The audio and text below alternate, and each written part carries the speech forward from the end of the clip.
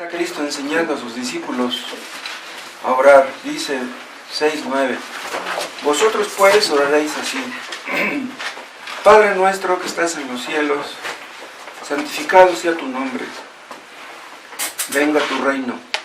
Hágase tu voluntad como en el cielo, así también en la tierra. El pan nuestro de cada día, dánoslo hoy, y perdónanos nuestras deudas, como también nosotros perdonamos a nuestros deudores. Y no nos metas en tentación, mas líbranos del mal, porque tuyo es el reino, y el poder y la gloria, por todos los siglos. Amén. Padre, pedimos tu bendición sobre tu palabra. Gracias porque podemos reunirnos en este primer culto dominical del año. El año pasado que terminó, Dios, nos diste muchas bendiciones y no merecimos ninguna.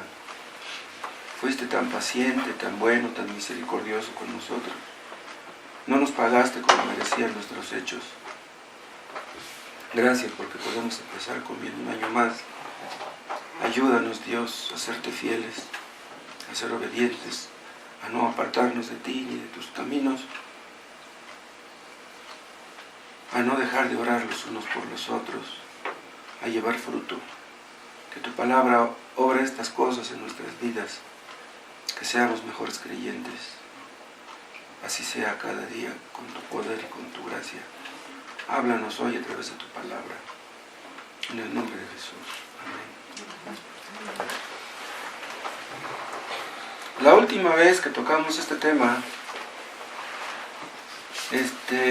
vimos la última frase del versículo 9, que dice: santificado sea tu nombre.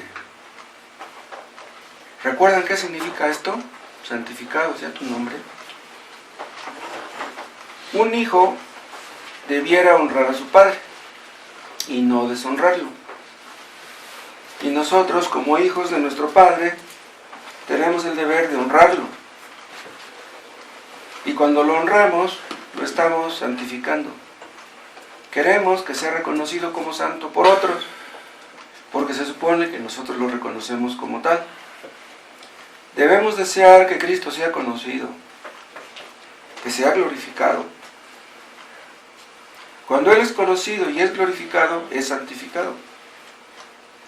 Pero no podemos anhelar esto acerca de otros si no lo anhelamos acerca de nosotros. O sea, ¿cómo le vamos a pedir a otros que amen a Cristo si nosotros no lo amamos? ¿Cómo esperaremos que otros le obedezcan si nosotros no lo obedecemos?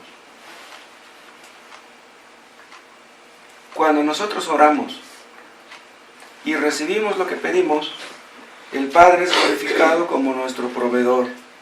Todo lo que tenemos, lo tenemos porque Él nos lo ha dado. Y Cristo también es glorificado cuando recibimos respuesta. Él es nuestro mediador. Oramos al Padre en el nombre del Hijo, no se les olvide. La oración no es cosa de magia. Algunos piensan que es algo parecido a eso.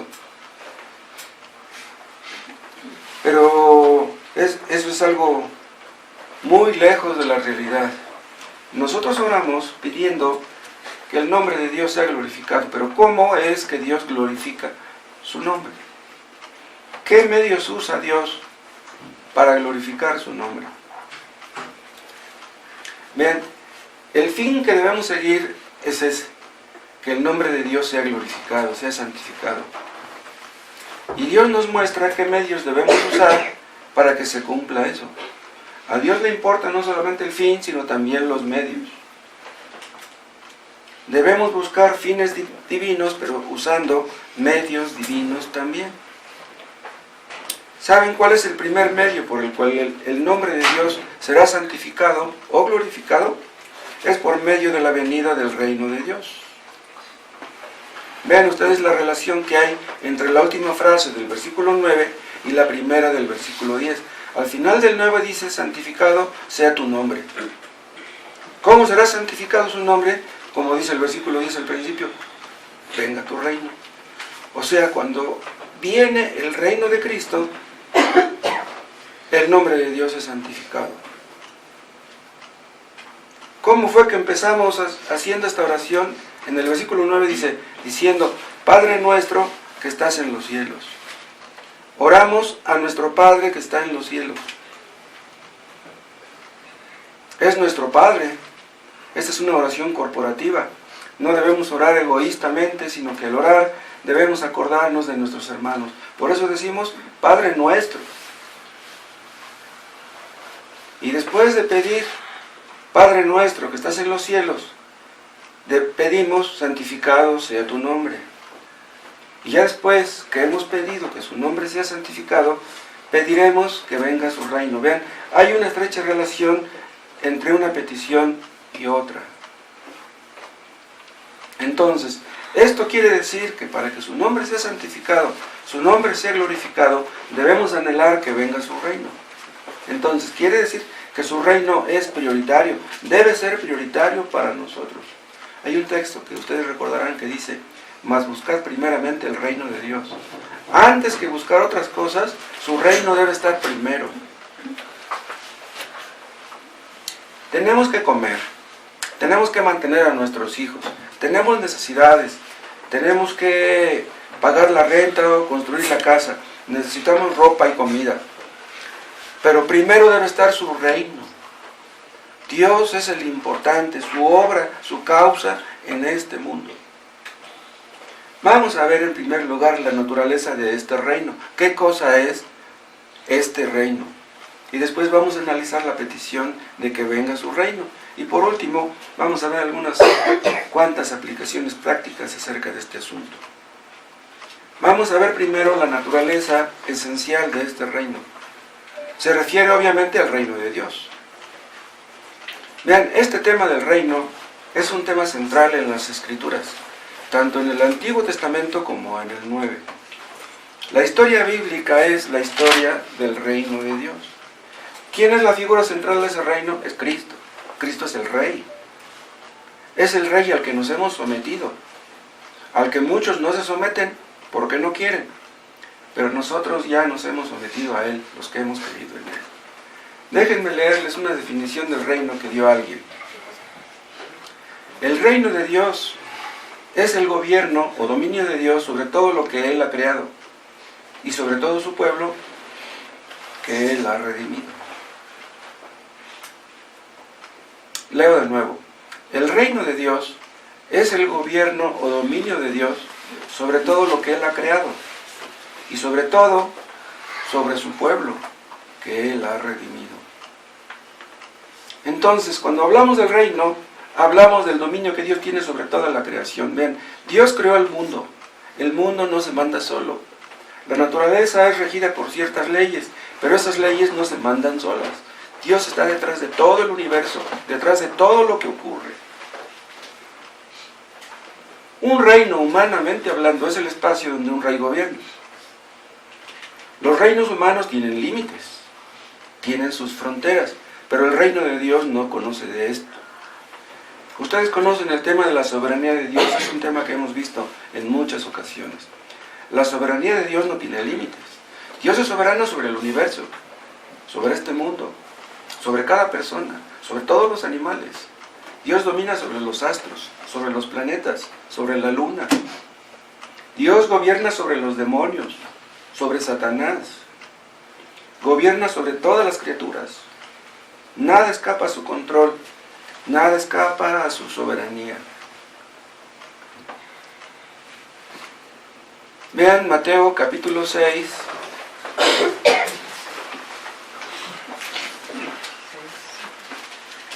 El versículo 13.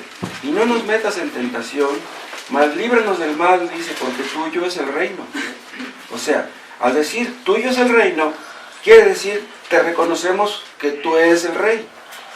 Entonces, no nos metas en tentación. O sea, como tuyo es el reino, el poder está en tus manos y tú puedes librarnos de que caigamos en pecado.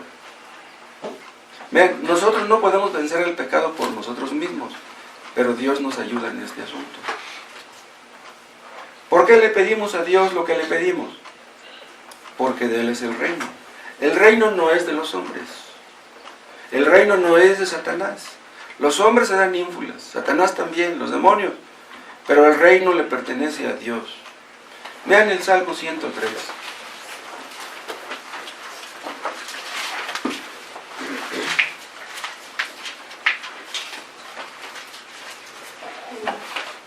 Salmo 103, versículo 19. Jehová estableció en los cielos su trono y su reino domina sobre todos. Bien, aquí está bien claro el asunto. Su reino domina sobre todos. Pero vean, este reino que Dios tiene, que Dios ejerce sobre todos, no es por el que pedimos en el Padre Nuestro. Vean, cuando le decimos a Dios, venga tu reino, no estamos hablando de este reino. O sea, Dios gobierna sobre los planetas, sobre este mundo y sobre cada persona, aunque oremos o no. O sea, Dios gobierna, nos guste o no, estemos de acuerdo o no. Pero cuando pedimos que venga su reino, nos estamos refiriendo a otra clase de reino, a un reino espiritual.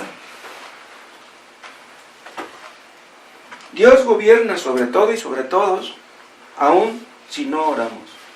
Pero vean, Satanás se somete al reino de Dios. Está obligado a someterse. Satanás tiene mucho poder, pero él no se manda solo. Los demonios igual. Hay hombres que son ateos, que no creen en Dios y no le obedecen, y no hacen más que la voluntad de Dios, lo que Dios les permite hacer. O sea, en un sentido, los hombres malvados se someten a Dios, pero no lo hacen voluntariamente.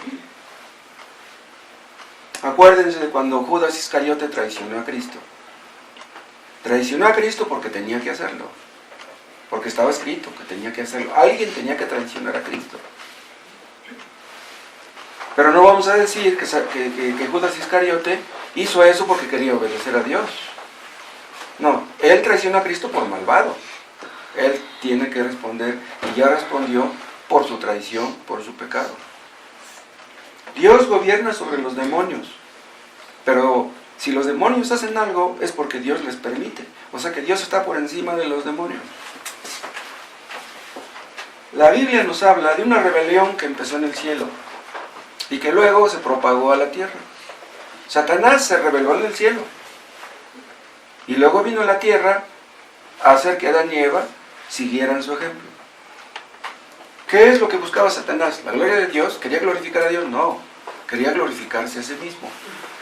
Adán y Eva se sometieron a Satanás, ¿por qué? ¿Porque querían glorificar a Dios? No, querían glorificarse a sí mismos. Vean, todas las personas que no obedecen a Dios, todas las personas que no se someten a Dios, no buscan la gloria de Dios. Entonces, ¿cuál buscan? La de ellos.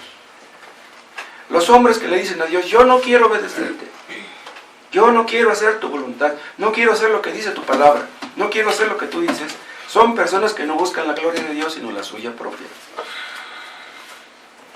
Dios condenó la rebelión de Satanás en el cielo y condenó la rebelión de Adán y Eva también. Y esa rebelión está condenada al fracaso. Cuando Cristo murió en la cruz, vean, le quitó todas las armas que tenía Satanás y lo arrojó al abismo. Pero de todas maneras, aunque está en el abismo, Satanás tiene mucho poder, no está aniquilado. Satanás ya sabe lo que le espera, pero ¿saben qué es lo que quiere? Que los hombres se rebelen junto con él. Satanás es el rey de los rebeldes, y todos los hombres que no obedecen a Dios están obedeciendo a Satanás. A Satanás no le gusta que obedezcamos a Dios. Lo que quiere Satanás es que le obedezcamos a él. ¿Quién es el causante de que el pecado entrara en el mundo? Satanás. Él es el rey de las tinieblas, él es el príncipe de este mundo. Pero el hecho de que Satanás sea el príncipe de este mundo, eso no quita, no anula que Cristo es rey sobre todas las cosas. O sea que podríamos decir que en este mundo hay dos reinos. El reino de la luz, dirigido por Cristo, y el reino de las tinieblas, dirigido por Satanás. Los hombres que no creen en Dios, que no le obedecen, se ponen de parte de Satanás. Cristo dijo en una ocasión, el que no está conmigo, está contra mí. En este mundo solamente hay dos clases de personas. Los que están a favor de Cristo y los que están en contra de Cristo.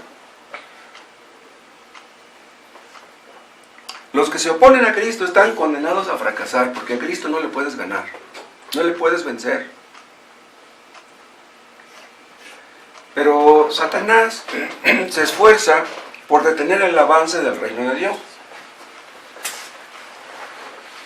Satanás odia el reino de Dios, odia a los cristianos, odia a Dios. ¿Y qué métodos usa Satanás? Vean, Satanás le promete a los hombres libertad. Les dice que si son cristianos serán infelices. Escúchenme.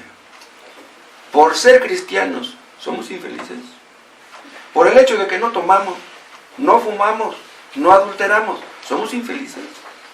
Entonces, ¿queremos pecar los cristianos? ¿Somos hipócritas? ¿Somos reprimidos? ¿Eso es lo que queremos? Si eso es lo que tú quieres, tú no eres cristiano. Si tú quieres pecar, ¿qué vas a hacer? Pues vas a pecar. ¿Y cuál es la diferencia entre un cristiano y uno que no lo es? Que el cristiano no quiere pecar. Esa es la diferencia. El cristiano se apoya en Dios para no caer en tentación. Los inconversos, eso es lo que quieren. Quieren pecar.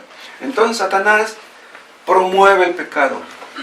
Les promete libertad a los hombres. Mira, si tú tomas, te vas a ser feliz. ¿Qué pasa con la persona que está muy seria? Se toma una copa, ya se pone contenta.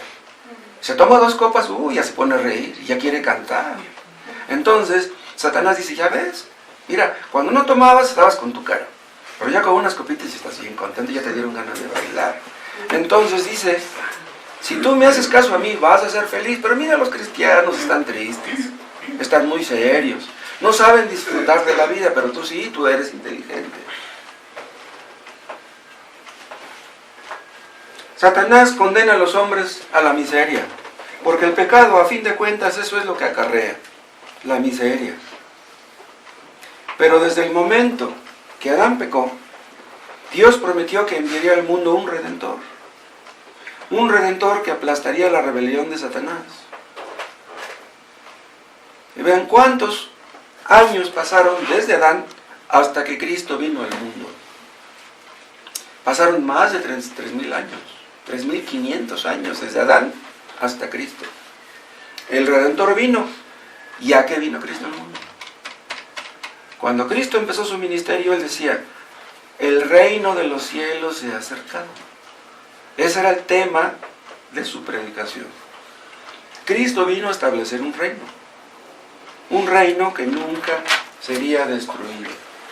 Entonces, cuando Cristo nos dice aquí en el Padre Nuestro, que debemos pedir que venga su reino, estamos hablando de este reino. Que Cristo reine en este mundo. Que Cristo reine ahora. Que los hombres se sometan a Él.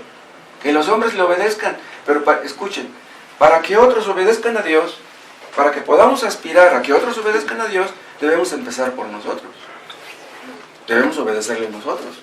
Porque si nosotros somos desobedientes, ¿cómo esperaremos que otros le obedezcan? Cuando decimos que venga su reino, le estamos pidiendo a Dios, le estamos pidiendo a Cristo, que reine en los corazones de los hombres por medio de su gracia. Acuérdense ustedes que la palabra gracia tiene 2 definiciones. En primer lugar es un favor que no merecemos. Eso es gracia. Algo que no merecemos. Pero también otra definición es el poder de Dios. O sea, para que Cristo reine, tiene que manifestar su poder. Vean, las personas no quieren dejar de pecar, están muy contentos con su pecado. Pero entonces, ¿qué ocurrirá para que esas personas dejen el pecado? Solamente con el poder de Dios. Humanamente hablando, escúchenme, es imposible que un hombre deje de pecar. Es imposible. Inténtalo y tú no puedes dejar de pecar. Pero Dios te ayudará con su poder, porque el poder de Dios es más grande que el poder del pecado. Satanás sabe que Dios es soberano, pero eso no le gusta a Él. Él quiere ser el soberano. Aún tiene poder, aunque está vencido, Cristo lo venció en la cruz, de todas maneras aún tiene poder. Pero el poder de Satanás es restringido por el poder de Dios. Pero vean una cosa, antes de que Cristo viniera al mundo, el poder de Satanás aún ya estaba restringido. O sea, no está restringido desde Cristo para acá, estaba restringido desde antes. ¿Por qué? ¿Se acuerdan ustedes que Satanás le pidió permiso a Dios para atacar a Job? Dios le dio permiso a Satanás. Entonces, si pidió permiso, quiere decir que Dios está por encima de Satanás, y siempre lo ha estado. este reino, el reino de Dios, desde entonces comenzó Jesús a predicar y a decir: arrepentíos, porque el reino de los cielos se ha acercado. Vean qué palabras está diciendo Jesús. El reino de los cielos se ha acercado. ¿Por qué se ha acercado? Porque Él vino. O sea que Él vino a implantar ese reino. Y dice el 18: andando Jesús junto al mar de Galilea, vio a dos hermanos, Simón, llamado Pedro, y Andrés su hermano, que echaban la red en el mar porque eran pescadores, y les dijo: venid en pos de mí, y os haré pescadores de hombres. Ellos entonces, dejándolo al instante las redes le siguieron. ¿Cómo fue que estos apóstoles dejaron todo lo que tenían, su trabajo, para seguir a Cristo? ¿Cómo? ¿Saben por qué? Porque el poder de Dios es más grande que el poder del pecado. O sea, cuando los apóstoles dejaron todo para seguir a Cristo, Dios los capacitó. Dios les dio el poder para que renunciaran a eso. Si yo les dijera a ustedes que dejen su trabajo para que me sigan a mí, ¿me seguirían a mí? Le dirían: ¿está loco? Pues ¿por qué tengo que seguirlo? ¿Por qué siguieron a Cristo estos apóstoles? Porque Dios les dio la capacidad de renunciar a las cosas de este mundo para seguirlo a Él. Aquí se ve el reino de Dios. Se ve el reino de Dios en acción, obrando en la voluntad de los apóstoles.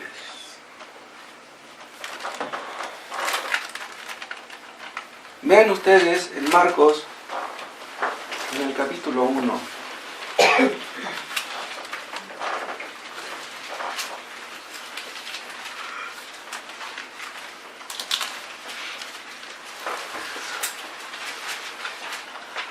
Marcos 1:14. Después que Juan fue encarcelado, Jesús vino a Galilea predicando el evangelio del reino de Dios. Vean, aquí está otra vez esta palabra, el reino de Dios, diciendo: el tiempo se ha cumplido y el reino de Dios se ha acercado. Vean, el tiempo se ha cumplido, el tiempo que largamente esperado, el tiempo que esperaban los verdaderos creyentes de aquel tiempo. Ahora, ¿cuál es la reacción que debemos tener al hecho de que el reino de Dios se ha acercado? Dice al final del 15: arrepentíos y creed en el evangelio. Entonces, ¿cómo entramos en el reino? Arrepintiéndonos y creyendo en el evangelio. ¿A quién le dijo estas palabras Jesús? A los judíos. Dice: arrepiéntanse y crean en el evangelio. ¿Qué quiere decir la palabra arrepiéntanse? ¿Qué quiere decir la palabra arrepentimiento? Vean, acuérdense, la palabra arrepentimiento quiere decir un cambio de mente que te conducirá a un cambio de conducta. O sea, tienes que entender que estás mal y tienes que dejar de hacer lo que estás haciendo. La persona que se arrepiente entiende que ha ofendido a Dios. Señor, he hecho lo malo, perdóname. Esa persona dice: yo ya no quiero ofenderte. Esa persona que se arrepiente ya entra en el reino. Cuando creen en el evangelio, dice: arrepentíos y creed en el evangelio. La palabra evangelio quiere decir las buenas noticias que Cristo nos vino a traer. Él moriría para salvar a los pecadores. Entonces, si tú crees en eso, si tú te arrepientes de tus pecados, tú entras en el reino porque reconoces que Cristo es tu Rey. El hombre se ha rebelado en contra de Dios. El hombre no vive para obedecer a Dios. El hombre prefiere obedecerse a sí mismo. Al hombre le importa su casa, su familia, sus planes, su dinero, su carro, su pareja, pero no Dios. A Dios lo hacen al último. Pero Dios debe estar por encima de todo. ¿A quién le dijo Cristo estas palabras? Arrepentíos y creed en el evangelio. A personas que creían que estaban bien. Supónganos que ustedes conocen un sacerdote católico y que le hablan y le dicen: oiga, padre, le quiero decir unas palabras. Yo le quiero decir que se arrepienta usted y que crea en el evangelio. ¿Qué diría el sacerdote? ¿Qué? ¿Estás loco? ¿Cómo te atreves a decirme a mí que me arrepienta? Yo estoy bien, el que estás mal eres tú. Cristo les dijo: arrepiéntanse a personas que eran como esos sacerdotes, a personas que conocían las escrituras, que estaban en el templo día y noche, pero que eran unos hipócritas. El hecho de que un hombre sea un sacerdote, ¿quiere decir que vive una vida santa y obedece a Dios? No. Entonces, ¿qué es lo que tiene que hacer el sacerdote? Arrepentirse y creer en el Evangelio. Cuando un sacerdote se arrepiente de su pecado y cree en el Evangelio, ¿qué pasa? Va a dejar de ser sacerdote. Entonces entenderá, entonces le caerá el 20 de que él está mal. Entonces, ¿cuándo es cuando una persona se arrepiente? Cuando entiende que está mal. Pero vean, imagínense una persona que le decimos arrepiéntete y cree en el Evangelio, que tiene 50 años de edad. Le decimos arrepiéntete. Si te arrepientes, Dios te perdona. ¿Qué va a pensar esta persona? ¿Cómo? Tengo 50 años de edad. Entonces, los 50 años de vida que llevo, ¿he estado mal? ¿50 años tirados a la basura? Estás mal. Si no te arrepientes, tú estás en problemas. Tienes que cambiar tu modo de pensar acerca de Dios, acerca del pecado, acerca de ti mismo, acerca del mundo. Y tienes que creer en el Evangelio. De otra manera no entras en el reino, no entrarás en el cielo tampoco. ¿Para qué fue que Dios nos creó? Dice el Catecismo del Menor de Westminster, para glorificar a Dios y gozar de Él para siempre. ¿Y cómo glorificamos a Dios? Haciendo su voluntad, obedeciéndole. Si tú no le obedeces, no le glorificas. Pero los hombres, en lugar de glorificar a Dios, quieren divertirse, quieren disfrutar de la vida. Ahora que soy joven, quiero pasear, quiero divertirme, quiero probar de todo, a ver a qué sabe. El hombre no quiere por naturaleza glorificar a Dios. No quiere tener a Cristo como Rey, no quiere someterse al Rey. ¿Y saben por qué? Porque el hombre ha sido engañado por el enemigo. Eso desde Adán. Y es por eso que los inconversos, la gente que no es cristiana, ¿saben dónde busca la felicidad? En donde no está. La felicidad está en tener una pareja, en tener mucho dinero. ¿De veras eso es la felicidad? El hombre, en lugar de obedecer a Dios, se ha entregado a hacer cosas que le destruyen, cosas que no le convienen. Se ha entregado en las manos del enemigo. ¿A qué vino Cristo al mundo? ¿A qué vino? A librarnos de la esclavitud de Satanás y del pecado. Vean a lo que Cristo vino. El poder de Satanás es grande. El poder del pecado también, pero el poder de Dios es más grande. Solamente Dios puede librarte de tu pecado. Solamente Dios puede limpiarte de tu maldad.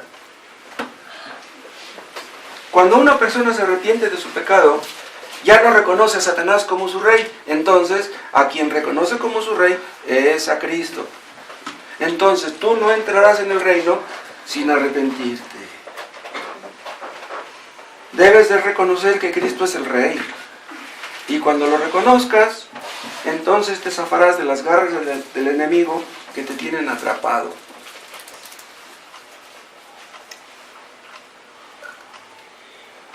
Vean en Romanos capítulo 5.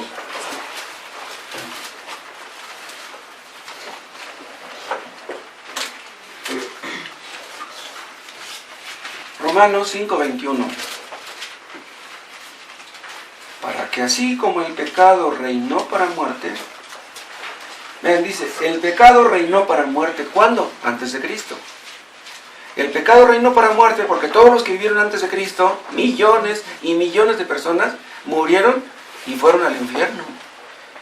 El pecado reinó para muerte. Pero ven cómo dice después, así también la gracia reine por la justicia para vida eterna mediante Jesucristo, Señor nuestro. Entonces, ¿a qué vino Cristo? A vencer este reino de muerte, a este reino del pecado, este reino de las tinieblas. Entonces, ahora viene Cristo y trae su reino de gracia. Y ahora, quien reina es esa gracia.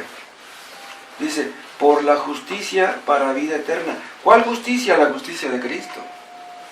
La gracia reina por la vida santa que vivió Cristo y por su muerte en la cruz. Entonces, cuando nos sometemos a Cristo, es que Cristo reina en nosotros y entonces ya el pecado ya no reina en nosotros. ¿Cómo sabemos que una persona es cristiana? Cuando deja el pecado. Nos da mucho gusto que una persona deje el pecado. Esa es una prueba clara de que esa persona ha sufrido una transformación que solamente Dios puede hacer. Hay personas que han vivido lejos de Dios toda su vida, que han cometido los peores pecados imaginables. Pero cuando Dios los llama al arrepentimiento y ellos se arrepienten, hay personas que caen de rodillas llorando. Hombres toscos y rudos que caen de rodillas llorando y pidiéndole perdón a Dios. Ahí se ve el poder de Dios. Ese es un cambio en lo más profundo de la naturaleza humana. Entonces el yo ya no reina. Quien reina es Cristo. Él es nuestro Rey, nos sometemos a nuestro Rey. Entonces el pecado ya no puede reinar en un creyente. El pecado ya no puede ser soberano. Cristo sí dijo solamente 3 palabras, vean, venga tu reino. Venga tu reino son 3 palabras. Y todo el tiempo que tengo ya tratando de explicar esto. Y a lo mejor en lugar de explicarlo lo medio he enredado. Wow.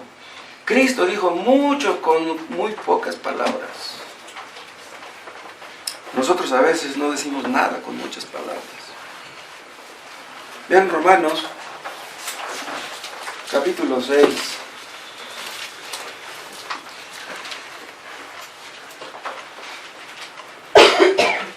Versículo 12.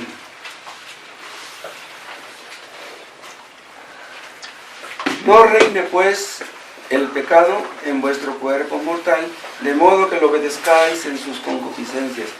¿Ven? ¿A quién se dirige Pablo? A creyentes. Dice, no reine pues el pecado en vosotros, es lo que da a entender. Pero ¿por qué dice Pablo, no reine el pecado en vosotros? Porque ahora quien reina es Cristo. El pecado quiere reinar. Vean, el pecado quiere que hagamos lo que antes hacíamos. El pecado quiere que los que hemos creído en Cristo seamos como antes. Que volvamos a la vida de antes. Pero un creyente ya no puede volver a la vida de antes. Los creyentes ya no nos domina el pecado. Por eso dice aquí, no reine pues el pecado. Y vean el 14. Porque el pecado no se enseñoreará de vosotros. ¿Qué quiere decir la palabra enseñoreará? El pecado no nos dominará. Esa es la idea. El pecado no nos dominará. ¿Por qué? Dice, porque no estáis bajo la ley, sino bajo la gracia. La gracia de Dios es un poder más grande que el poder del pecado. Y es por eso que los creyentes dejan el pecado. Si tú no has dejado el pecado, entonces no eres creyente. Entonces, ¿cómo es que el nombre de Dios será santificado? Nosotros le pedimos a Dios, santificado sea tu nombre. Es santificado su reino cuando le obedecemos.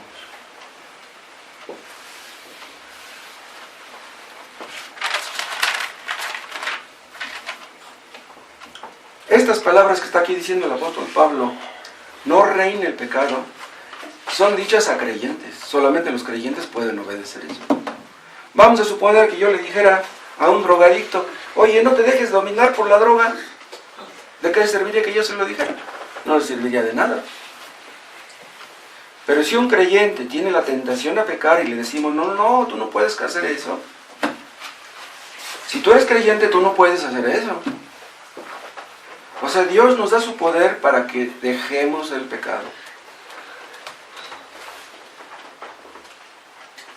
El apóstol Pablo dice que el pecado no se enseñoreará de vosotros. ¿Pero por qué habla Pablo con tanta seguridad? ¿Por qué dice? Porque ya no estamos bajo la ley, sino bajo la gracia. Si ustedes entienden que somos salvos por la gracia, si ustedes se arrepintieron de sus pecados y han creído en Cristo, ustedes están en Cristo y están en la gracia. Y el pecado ya no les dominará. Entonces, ¿qué estoy diciendo? Que el reino de Cristo es un reino espiritual.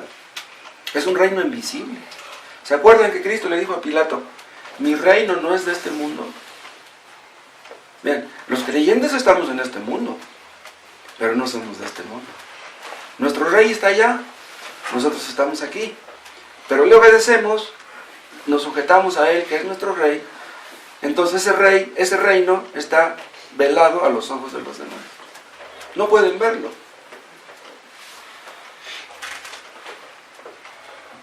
El hombre que vive en pecado le ha hecho caso a Satanás. Promete pero no cumple. Ríen y cantan. Ahora, por ejemplo, en diciembre pasado, en las fiestas, en el baile, en la copa, en el brindis, ríen y cantan y bailan. Pero ¿saben una cosa? El pecado te engaña. Tú los ves riendo y cantando. Pero esa clase de gozo es un gozo falso.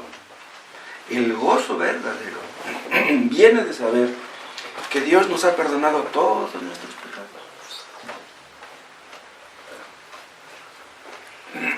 El borracho se emborracha y se pone a reír y a bailar, pero al día siguiente amanece bien crudo y vuelve a la realidad.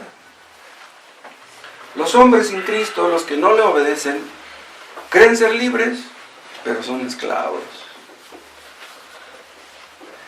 Los no convertidos son esclavos del diablo, son esclavos del pecado.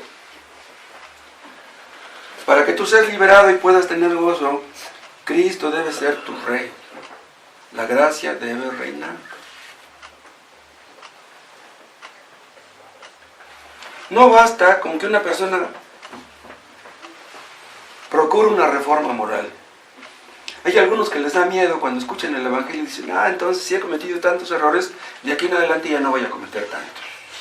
Ya no voy a tomar, ya no voy a fumar, y entonces a lo mejor Dios me salva.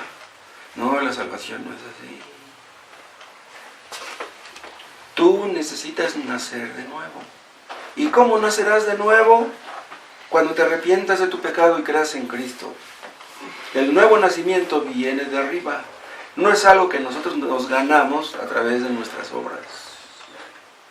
Le dijo Cristo a Nicodemo, si no naces de nuevo, no puedes ver el reino de Dios, ni puedes entrar tampoco. Para que tú entres en el reino, tienes que nacer de nuevo. ¿Y cómo nacerás de nuevo? A través del arrepentimiento y de la fe. Nicodemo estaba frente a Cristo, que era el rey, y no lo conocía. Cristo era el rey del reino. Nicodemo lo tenía enfrente y no sabía que era él. Nicodemo era un maestro, era un erudito de aquel tiempo, y no entendía ni siquiera lo básico.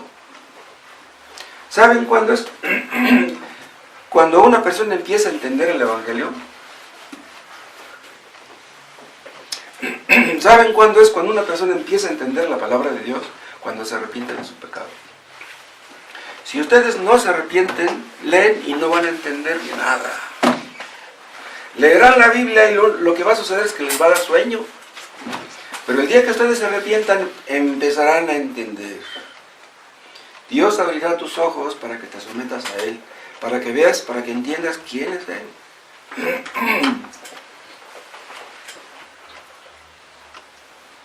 Entonces, cuando decimos, venga tu reino, que está ahí en el Padre Nuestro, nos referimos a esta clase de reino.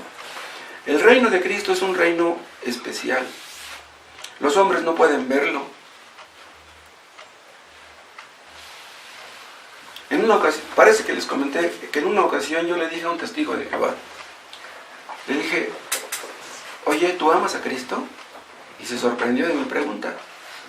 Dice, bueno, yo creo en Jehová. Le digo, mira, yo amo a Cristo, porque es por Él que mis pecados han sido perdonados. Se me quedó viendo así. Es que como ellos no han sido perdonados, ellos no pueden entender que alguien haya sido perdonado. Si tú no has sido perdonado, tú no puedes entender que otros hayan sido perdonados. No puedes. Tú entenderás lo que es el perdón hasta que Dios te perdone. No hay de otra. Pobres de aquellos que van con el sacerdote para que los perdone. El sacerdote les dice, pues yo te perdono. Les miente.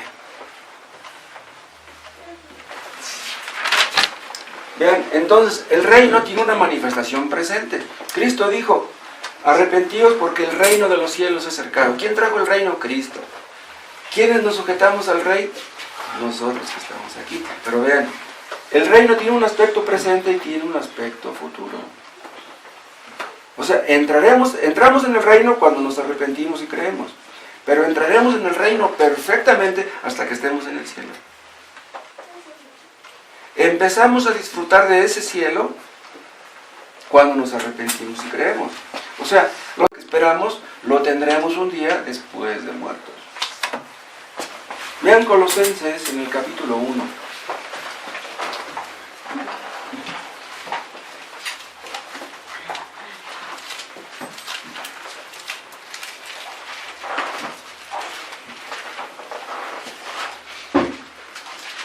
Colosenses 1, 12. Con gozo dando gracias al Padre que nos hizo aptos para participar de la herencia de los santos en luz, el cual nos ha librado de la potestad de las tinieblas, del poder del diablo quiere decir, y trasladado al reino de su amado Hijo. Vean, Dios nos ha trasladado al reino de su amado Hijo. ¿Cuándo es que nos ha trasladado? Aquí en el mundo, cuando nos arrepentimos. Entonces ya estamos en el reino, pero estaremos en el reino cuando estemos allá en el cielo. Esta no es una contradicción. Entonces, hay tal cosa como un reino que Dios tuvo en el pasado, que Dios tiene en el presente y que Dios tendrá en el futuro. No es una contradicción. Vean 1 Corintios, capítulo 15.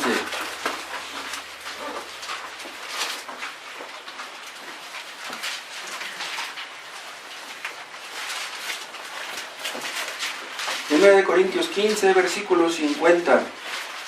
Vean lo que dice aquí Pablo. 15:50. Pero esto digo, hermanos, que la carne y la sangre no pueden heredar el reino de Dios, ni la corrupción hereda la incorrupción. ¿De cuál reino está aquí hablando? No pueden heredar el reino de Dios. Se refiere al reino en su aspecto futuro. O sea que cuando un creyente entra en el cielo, no va a entrar con un cuerpo exactamente como este. Vean, los creyentes vamos a morir.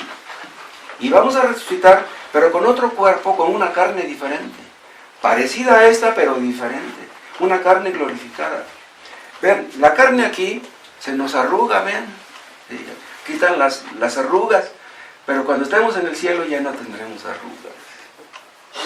¿Cómo es eso? En el cielo ya no existe el tiempo. En el cielo ya no existe la muerte. Entonces, aquí donde dice, carne y sangre no pueden heredar el reino, se refiere al reino futuro. El hombre que se arrepiente resucitará con una carne diferente. ¿Todavía tiene 1 Corintios 15? Ya vimos el versículo 50, pero ven el 51. He aquí, os digo en misterio, no todos dormiremos, no todos moriremos, pero todos seremos transformados. ¿Por qué dice que no todos moriremos? Porque cuando Cristo venga habremos muchos que estaremos vivos.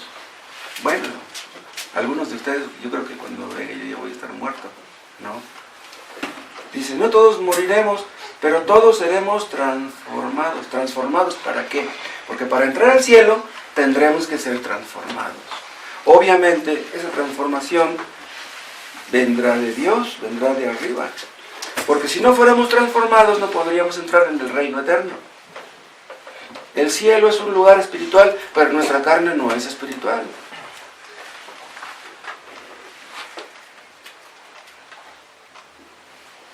Ya vimos la naturaleza del reino, es un reino espiritual, pero ahora vamos a ver un poco acerca de la petición misma. ¿Qué quiere decir esto? Venga tu reino. Cuando nosotros le pedimos a Dios, venga tu reino, ¿qué estamos diciendo exactamente? Hay algunos que creen que pedir venga tu reino se refiere al reino futuro. Los dispensacionalistas creen esto. Ellos creen que cuando en la Biblia se lee acerca del reino, se refiere al reino futuro. Ellos no creen en un reino presente.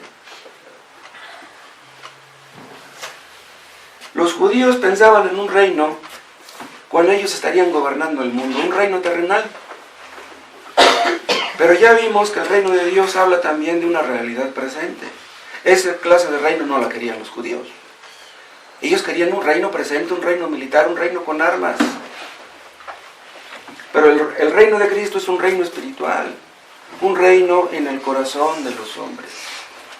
Y por eso mataron a Cristo, porque no querían que fuera su rey.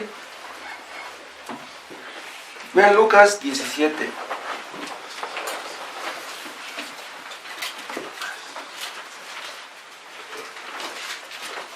Lucas 17:20. Preguntado por los fariseos, ¿cuándo había de venir el reino de Dios? Le respondió y dijo, el reino de Dios no vendrá con advertencia. Ni dirán helo aquí o helo allí, porque aquí el reino de Dios está entre vosotros. Y aquí está hablando del reino presente. Dice, yo soy el rey, yo traigo el reino. Entonces, con estos versículos, Cristo está cambiando la idea, o estaba tratando de cambiar la idea equivocada que tenían aquellos acerca del reino. Tenían el rey enfrente, pero no creían en él. Cristo no está hablando aquí de su segunda venida. No, Cristo está hablando aquí del reino que Él vino a instituir. Pero la segunda venida, vean, sí será con señal. Vean lo que dice al final del 20. El reino de Dios no vendrá con advertencia. Se refiere al reino de que Cristo trajo. Pero cuando Cristo venga, cuando venga a instituir el reino en su aspecto futuro, eso sí vendrá con advertencia. Dice Apocalipsis 1 que cuando Cristo venga, todo ojo le verá. Sonará la trompeta. Vean, todos los habitantes de este mundo verán cuando Cristo venga otra vez. Pudiera ser que alguno de ustedes esté vivo cuando Cristo venga. Él no mintió cuando vino la primera vez. ¿Cómo va a mentir acerca de la segunda venida?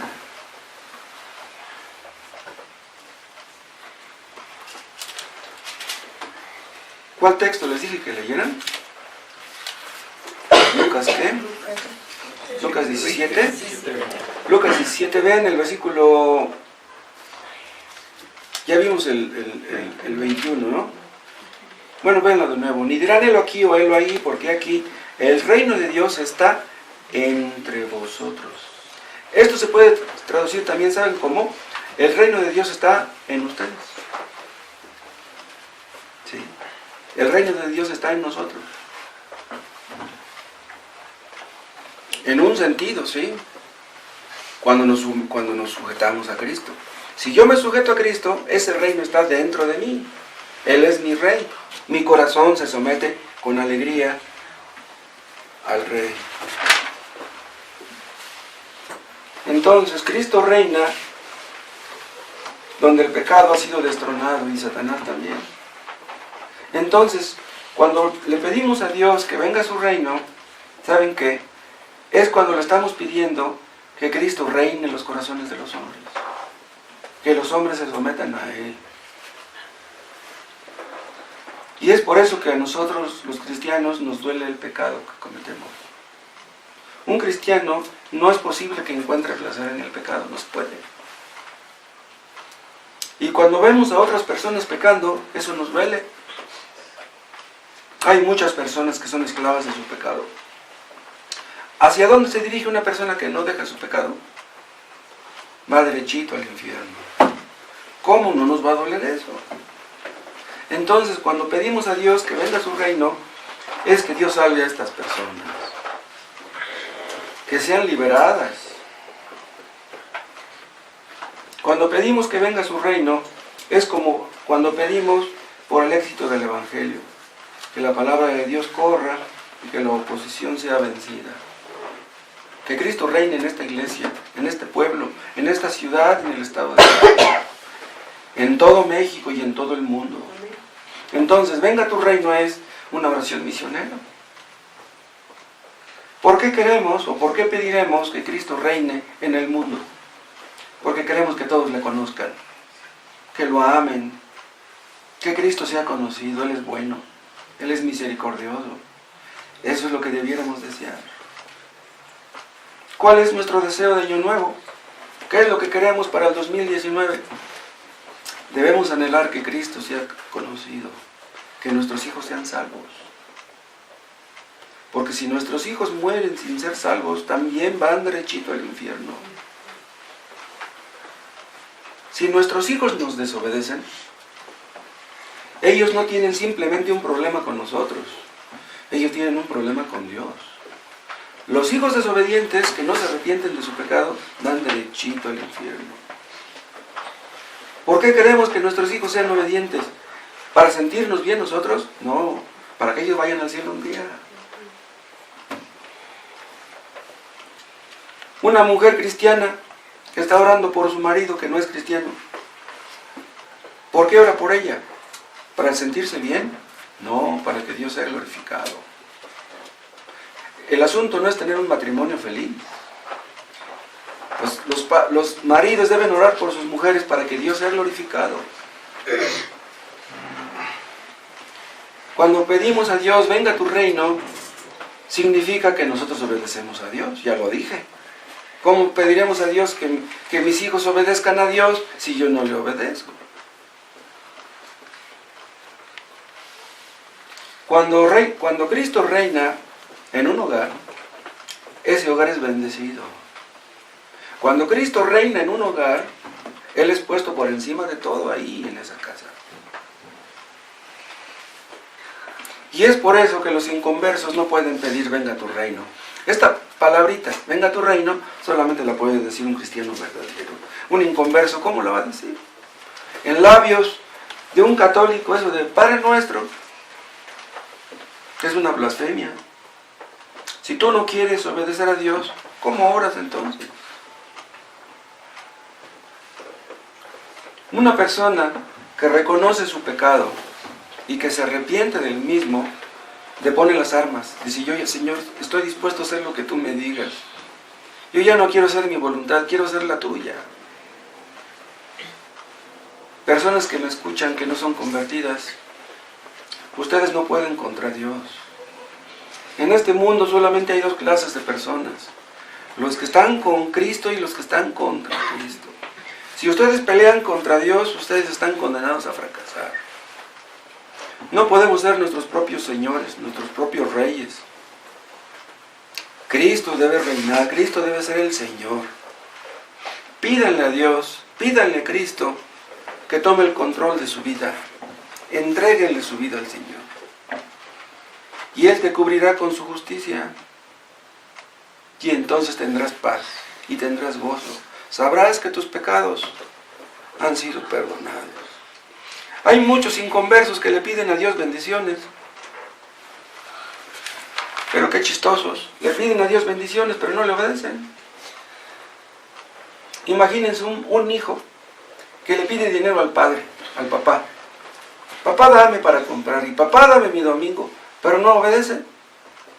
¿Con qué cara le pide dinero al papá si no quiere obedecerlo? Esas personas le piden a Dios bendiciones, pero no le obedecen. Obedecen a Satanás y quieren las bendiciones de Dios, están locos. Muchos tal vez le digan a Dios, Señor, venga a tu reino, pero no quieren que Dios se meta en sus vidas. Dios es el dueño de nuestras vidas. Él nos dio la vida y Él nos la va a quitar. Nos la va a quitar cuando Él quiera. Si no morimos en el 2018, quién sabe si no muramos también en el 2019. Yo les he dicho antes y se los repito, por muy grandes que sean sus pecados, si ustedes se arrepienten de sus pecados, Dios los perdonará. Cristo los va a recibir con los brazos abiertos, pero dejen el pecado. Y el día que ustedes entiendan que Dios los perdonó, entonces les van a dar ganas de bailar. No piensen por ningún momento que merecen el perdón. Escuchen, nadie merece el perdón. Nadie. Todos hemos pecado. Todos hemos vivido egoístamente. Y esto no se refiere solamente a los paganos abiertos. Hay muchas personas que son muy religiosas y que leen la Biblia y que oran. Pero eso no garantiza que sean salvos. Dios no quiere simplemente que leas la Biblia y que ores. Dios quiere que dejes tu pecado, que le obedezcas a Él. Imagínense que una persona está leyendo la Biblia toda su vida, pero no obedece a Dios, y muere y termina en el infierno.